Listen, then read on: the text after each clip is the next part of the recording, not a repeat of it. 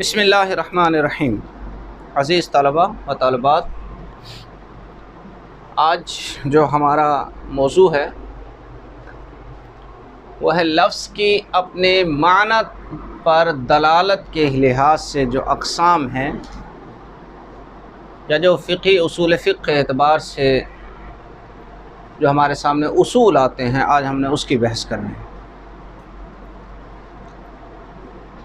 لفظ کی اپنے معنی پر دلالت کے اعتبار سے دو قسمیں ہیں۔ پیچھے ہم نے خاص بھی پڑھا، عام بھی پڑھا، مشترک اور معول بھی کل ہم نے پڑھ لیا تھا۔ اس سے بیشتر ہم نے تقریباً ہی تمام اصول فقہ کو ہم نے ٹچ کیا ہے، پڑھا ہے۔ لفظ اپنے معنی کے لحاظ سے، الفاظ جو ہے یا لفظ جو ہے وہ اپنے معنی کے لحاظ سے یا تو واضح ہوگا یا غیر واضح ہوگا۔ یہ دو چیزیں ہیں۔ یہ نہیں ہے کہ جناب ہم کہہ سکتے ہیں کہ بس معنی واضح ہی ہے، یہ غلط بات ہے۔ غیر واضح بھی ہوگا، اس میں سے ہم نے ڈھونڈ کر مسئلے کو نکالنا ہے، ہم نے اس میں غوطے لگانا ہے، پڑھنا ہے کہ بھئی کیا واقعتاً جو ہے لفظ جو ہے وہ اس مسئلے کا حل رکھتا بھی ہے یا نہیں رکھتا۔ تو واضح الدلالات جو الفاظ ہیں، یعنی اپنے معنی اور مراد میں بالکل جو واضح ہیں، ان کی چار قسمیں ہیں۔ ایک ظاہر ہے، ایک نص ہے، ایک مفسر ہے اور ایک محکم ہے۔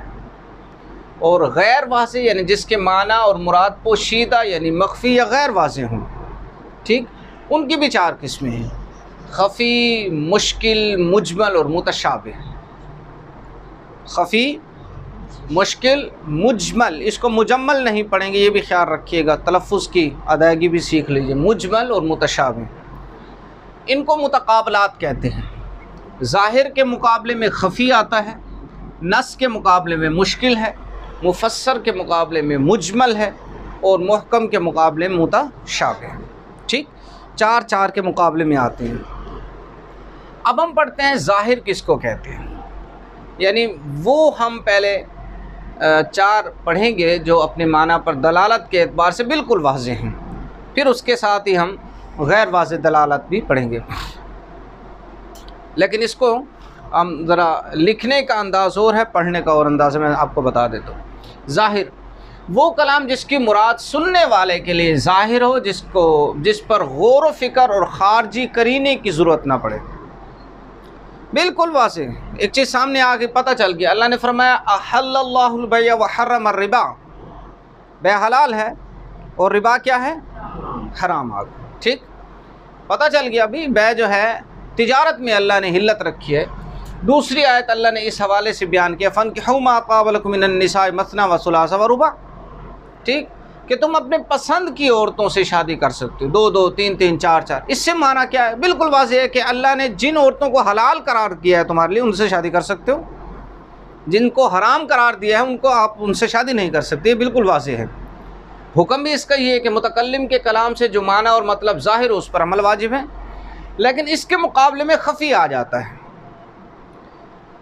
وہ کلام جس کی مراد پوشیدہ ہو اور اس میں غور و فکر اور جستجو کی ضرورت ہے، اس میں غور و فکر کی ضرورت ہے، جستجو کی ضرورت ہے، یعنی جیسے والسارق والسارقۃ فاقطعوا ایدیہما جزاء بما کسبا نکالا من اللہ، چور مرد ہے، چور عورت ہے، دونوں کا ہاتھ کاٹ دو، یہ تو بالکل واضح ہو گئی۔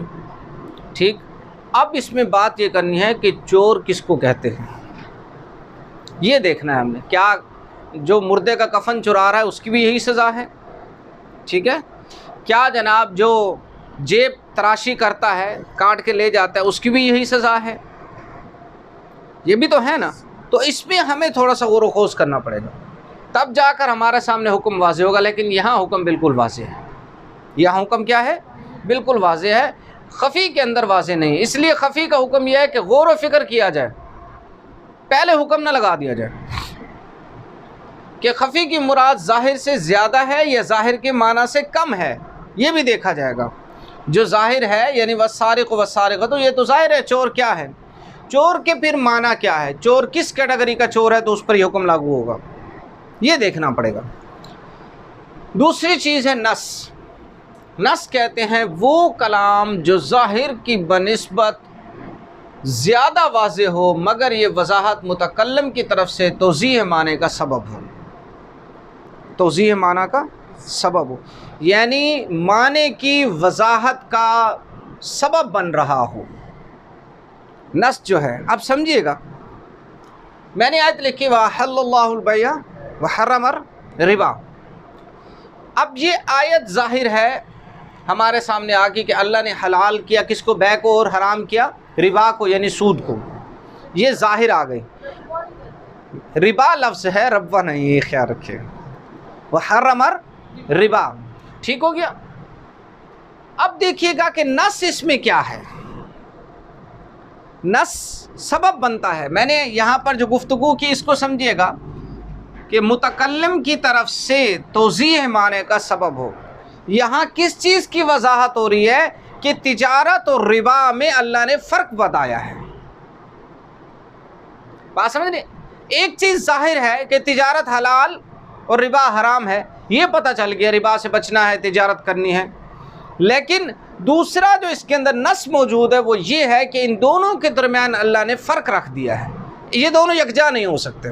جہاں یکجا ہوں گے تو ظاہری بات ہے معنی خلط ملط ہو جائے گا، وہ تمام کا تمام چیز حرام ہو جائے گی، ٹھیک؟ اس کو سمجھنا ضروری ہے۔ اس لیے نص کے مقابلے میں مشکل لایا اللہ، وہ کلام جو اپنے ہم مثل کلاموں میں گھل مل جانے کی وجہ سے پہچانا ہی نہ جائے، یعنی ایک لفظ کے کئی معنی ہوں، ایک لفظ کے کئی معنی ہوں، جیسے والمطلقات یتربصن بانفسہن ثلاثۃ قروء، قروء کے کئی معنی ہیں، ٹھیک؟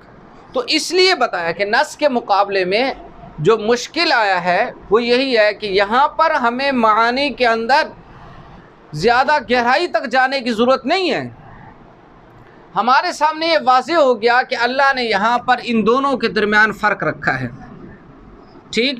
لیکن یہاں پر جو ہے یہ فرق وہ نہیں ہے، بلکہ یہاں ثلاثہ کے اندر ہمیں یہ دیکھنا پڑے گا کہ قروء کے اندر کس معنی کو لیا ہے، یہ جو ہے سیاق کلام کیا ہے، یہ کس چیز کی طرف جا رہا ہے، پھر ہم حکم لگائیں گے۔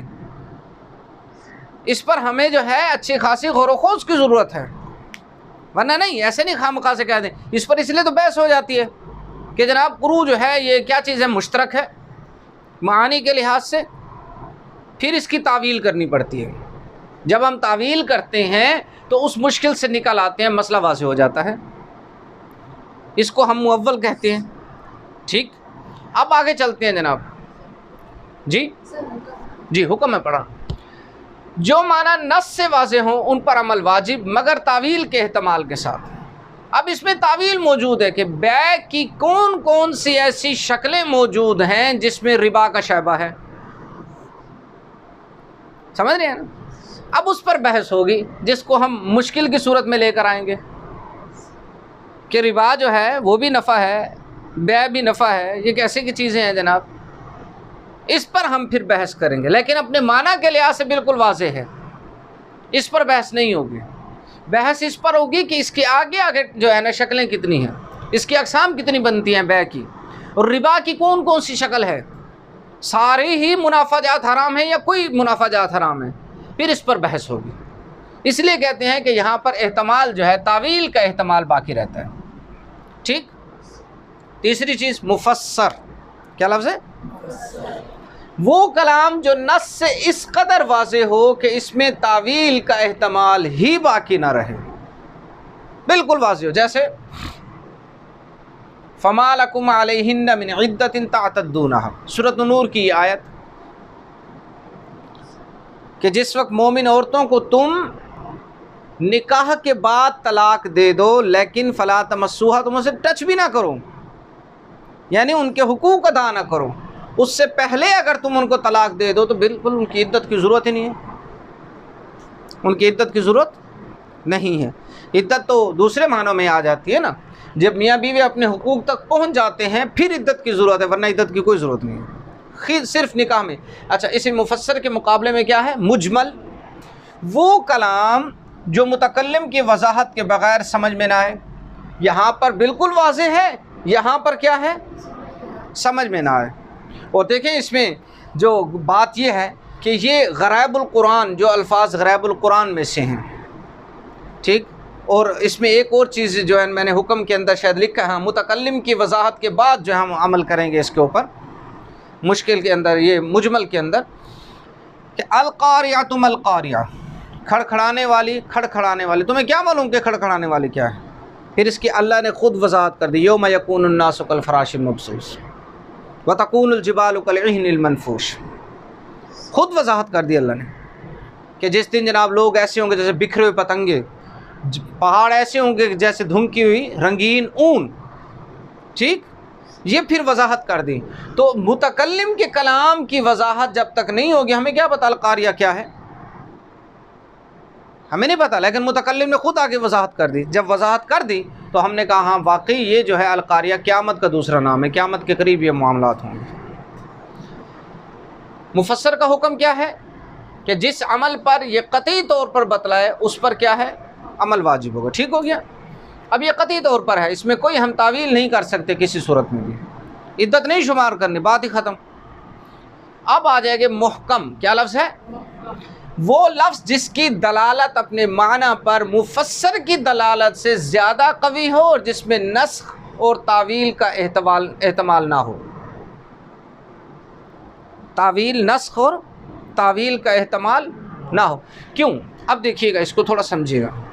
محکم کہتے ہیں وہ لفظ جو اپنے معنی پر مفسر سے بھی زیادہ دلالت رکھتا ہو، زیادہ قوی ہو، اقویٰ ہو، اور اس میں بھی نسخ کا بھی احتمال نہ ہو اور جناب تعویل کا بھی نہ ہو، دونوں چیزیں نہ ہوں۔ سنیے گا، قرآن کہتا ہے وَلَا تَنْكِحُوا أَزْوَاجَهُ مِن بَعْدِهِ أَبَدًا، سورۃ احزاب، قرآن یہی کہتا ہے نا، یعنی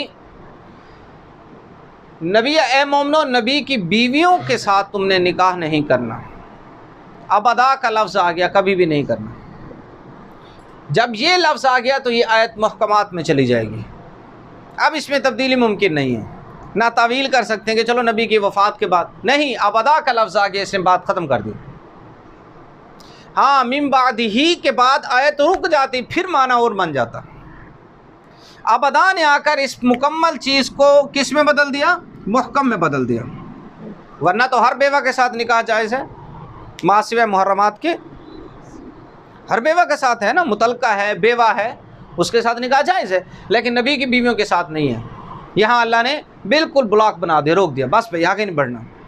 پھر محکم پر عمل کیا ہے؟ اس پر عمل کرنا واجب ہے، اور اس میں کسی قسم کا بھی کوئی احتمال نہیں ہوگا۔ ہم کوئی تعویل کر لیں، کوئی احتمال کر لیں، کچھ اور کر لیں، یہ نہیں ہوگا بالکل۔ اسی کے مقابلے میں متشابہ آتا ہے، وہ لفظ، اس کو سمجھیے گا، جس کے وہ معنی جو شارع نے اس سے مراد لیے وہ مخفی ہوں۔ شارع علیہ الصلاۃ والسلام یا اللہ رب العزت جس نے ایک لفظ سے جو معنی مراد لیے ہیں وہ ہم سب سے مخفی ہیں، ہم اس تک نہیں پہنچ سکتے، اور معنی مراد لینے کا کوئی قرینہ بھی نہ ہو، کوئی خارجی قرینہ، کوئی دلیل، کوئی قریب کوئی لفظ ہوں چلو ہم اس پر تعویل کر سکیں، نہ، وہ بھی نہ ہو۔ تیسری چیز، اور شارع نے اس کے علم کو اپنے تک محدود رکھا ہے۔ تین چیزیں اس میں ہیں، ایک معنی مخفی رکھا گیا، دوسری چیز یہ ہے قرینہ بھی موجود نہیں، اور تیسرا یہ ہے کہ شارع علیہ الصلاۃ والسلام نے یعنی دوسرے معنی میں اللہ رب العزت نے اس کو اپنے علم تک محدود کیا، یعنی اللہ نے اپنے نبی کو بتایا لیکن آگے نہیں بتایا گیا۔ تو وہ کون سے حروف مقطعات ہیں؟ الف لام میم، الف لام را، کاف ہا یا عین صاد یاسین وغیرہ وغیرہ، جو 29 حروف ہیں۔ دوسری ایک آیت الرحمن علی العرش استوی، رحمان جو ہے عرش کے اوپر بیٹھا ہے، مستوی ہے، ہمیں نہیں پتہ کس پر، ید اللہ علی الجماع، اللہ کا ہاتھ جماعت پر ہے، کیا ہاتھ ہے ہمیں نہیں پتہ، اللہ کے ہاتھ کی اصل حیت کیا ہے، ہم اس چیز کے اوپر کلام نہیں کر سکتے، بس اللہ نے بتا دیا، ہمیں اس پر یقین ہونا چاہیے۔ اسی لیے ان تمام کے اندر جو ہے ہمیں ایک چیز پر یقین ہونا چاہیے کہ تمام چیزوں میں جو اللہ نے قرآن پاک میں آیات کو بیان کیا ہے وہ برحق ہیں، بس سب سے پہلا عمل تو یہ ہے۔ پھر اس کے بعد ہم دیکھیں گے کہ اس میں ہم نے اپنے مسائل کو مستنبط کیسے کرنا، یہ دلیل کیسے بنے گی۔